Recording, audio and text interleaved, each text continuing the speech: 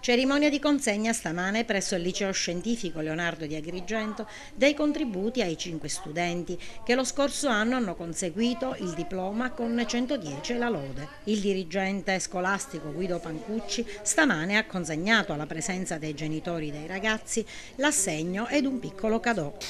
Li abbiamo voluti premiare in questo giorno per avere la garanzia che venissero i ragazzi e non solo i genitori, in modo che sia il primo passo per una carriera di studi universitari e di lavoro che consona alle loro capacità.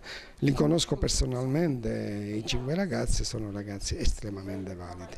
Continua questo percorso di eccellenza. Sì, è una bella tradizione della nostra scuola che non è vecchia come età, poco più di 50 anni, non sono tantissimi, però in questi 50 anni ha avuto modo di farsi notare.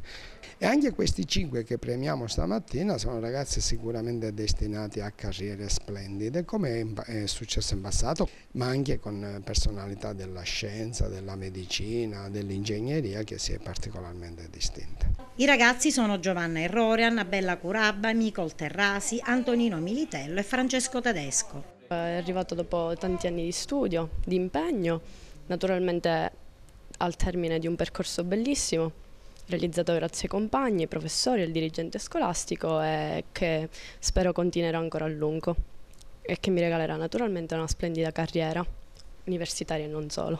Che ricordo ti ha lasciato questa esperienza allo scientifico, coronata oggi con la consegna di questo assegno? Si dice che chi inizia bene è già a metà del lavoro, quindi mi ha lasciato un ricordo molto, molto bello, non solo a livello, diciamo così, di relazione con i professori, con i compagni, un'esperienza sicuramente che lascia molto.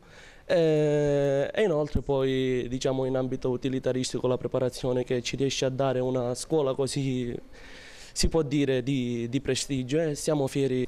Signora, che emozione vedere la figlia ricevere un premio così importante. L'emozione è grandissima, è stata una gioia, poi dopo c'è il resto, però questo è un punto di partenza.